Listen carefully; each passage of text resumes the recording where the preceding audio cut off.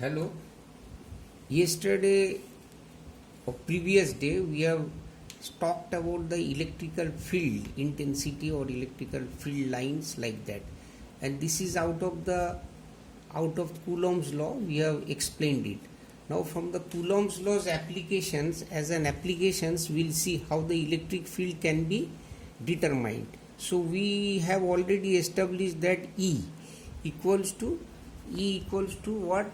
1 by 4 pi epsilon, that is q by r square. These things we have established there last time, okay, and accordingly we have defined electrical field, that is it is the force on an unit charge. Okay, from the Coulomb's law we have seen, we have already noted it, that it is the force on an unit charge due to a charge q placed at a point. Suppose at a point we have placed a charge q, so this charge will produce an influence round about this charge, and there will be a field here. Okay, that field will be calculating. Now what we are doing, we are finding out the electric field at this point. At suppose this is the point and this is the charge. Suppose we have kept the charge q and this is the point x, okay, from q. So what would be the field? The field at x will be 1 by 4 pi epsilon q by, what you tell me, q by x square. Okay, instead of r we'll write x. Clear? This is the field. So now what we can write, that from this we can write that x, that is e equals to f by q.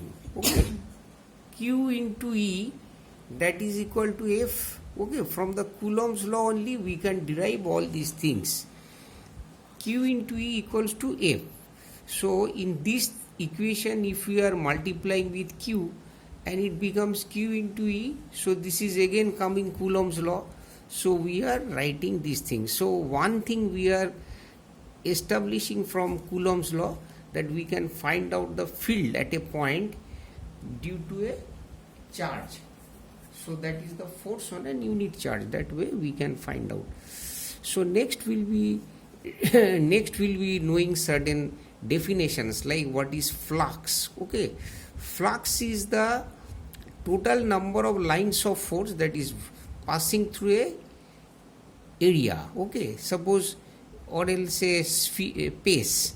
So what is this? Suppose we'll be writing qa charge. Okay, this charge will have a field of influence throughout its surface. Okay, so like this it will have a field. Suppose if it is a positive charge, so we'll write like this. So it is a field of influence of these charges.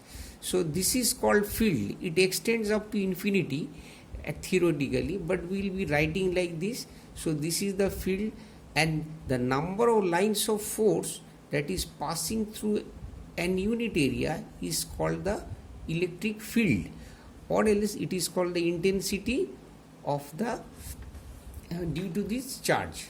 Clear it is? So these two things will be writing. Flux is the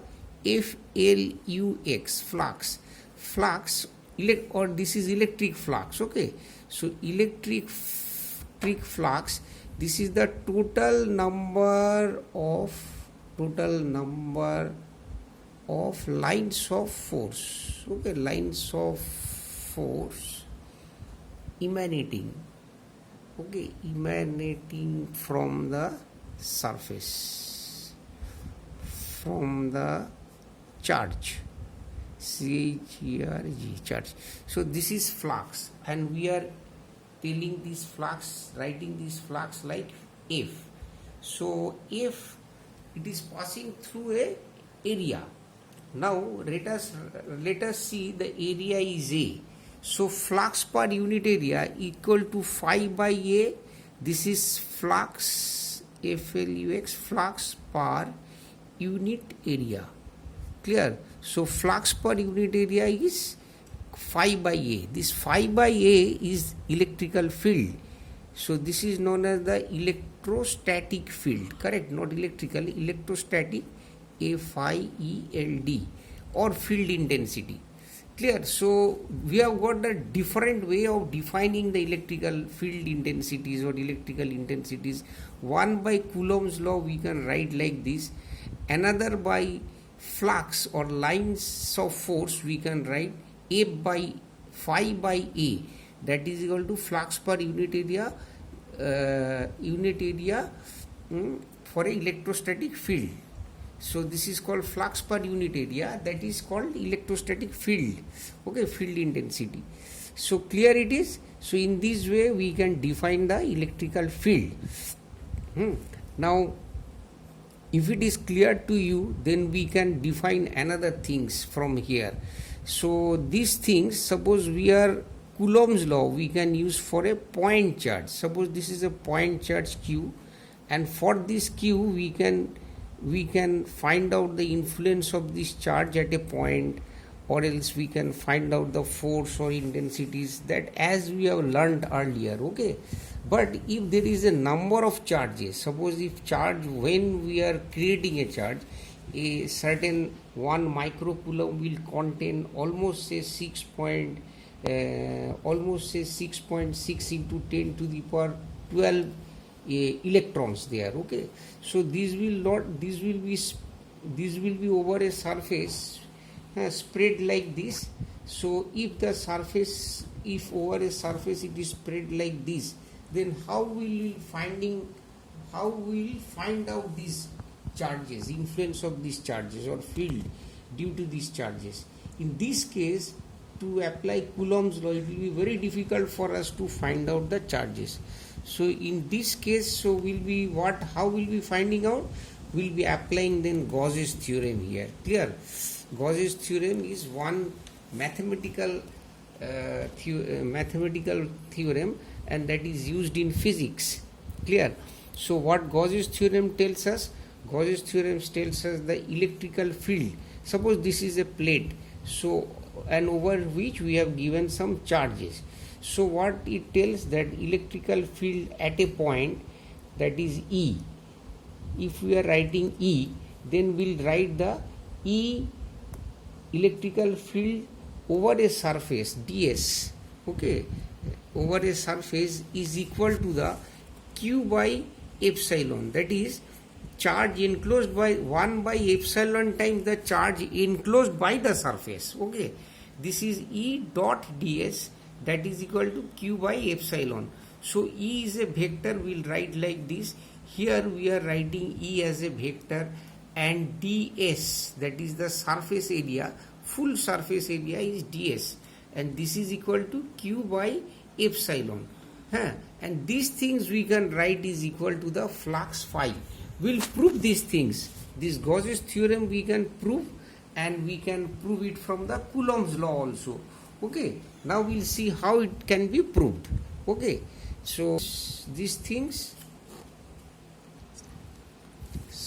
suppose what we have told, that Gauss's theorem, so we'll be now proving this Gauss's theorem from the Coulomb's law. Okay, so we can even do the reverse things also. For Gauss's theorem we can prove the Coulomb's law, and from Coulomb's law we can prove also the Gauss's theorem. This thing is very important for CBSE. Once again I am telling you, and you should understand this very well. Suppose what we have written in case of Coulomb's law, we have written that F equals to 1 by 4 pi epsilon Q1 Q by R square. This is two charges we have taken. So this, if you are finding out electric field E, once again we are writing 1 by 4 pi epsilon, that is Q by, that is we are writing Q by R square, okay, and this Q we are taking as 1, okay, 1 unit positive charges. So this is electric field that we have established it earlier. No, now how we can find out? So in Gauss's theorem it states that electrical field, okay, electrical field over a closed multiplying the electrical field, if it is multiplied by a closed surface ds, these two vector if it is made dot product, okay, then we get the q times 1 by epsilon times the charge enclosed by the surface, means this ds will enclose this charge q. Clear it is? So these things, this equation tells us like this. Now we'll be proving these things. How will be proving? This equation will prove from the Gauss theorem. Suppose we'll be proving from the Coulomb's law. Suppose we are writing E. So this is electrical field E, and we are writing it 1 by 4 pi epsilon q by r square. This we are writing. Next we'll be multiplying this E. Suppose we have kept the charge q, okay, under a enclosures, like in a sphere we have written, we have kept inside a sphere. So this is a sphere. Inside this we have kept this charge, okay, this is the charge q we have kept inside a sphere. So in this sphere, if we are keeping the charge, there will be lines of force like this throughout the sphere, okay. Just imagine, suppose a bulb is placed inside, and throughout the sphere there is a light sources, okay, light rays coming in this way. Electrical charge is almost like this, and this is invisible and this is visible. Electrical light is visible and this is invisible to us. That's why we are imagining in this way, okay. So this is the electrical charges we have taken inside the sphere. So now we'll be taking a surface integral of this sphere, okay, over these electrical charges enclosed inside these enclosures, okay. So what will be writing? E into 4 pi r square, okay. This is the surface area that we are writing ds here. So this ds, that is the surface integral, okay. This we can write in this way. While we are writing surface integral, we'll show the surface in this way, okay. So we are 4 pi r square is the surface area of the sphere. So that will be writing 1 by 4 pi epsilon q by r square into, will be writing 4 pi r square. So this 4 pi and 4 pi cancellings, okay. So this is this where this is E into surface area, that is giving, that is q by this r square and r square cancelling. So it is q by epsilon. It is clear to you that we are getting this Gauss theorem from the Coulomb's law in this way, okay. On the other hand, from Gauss theorem also we can prove Coulomb's law in the similar way.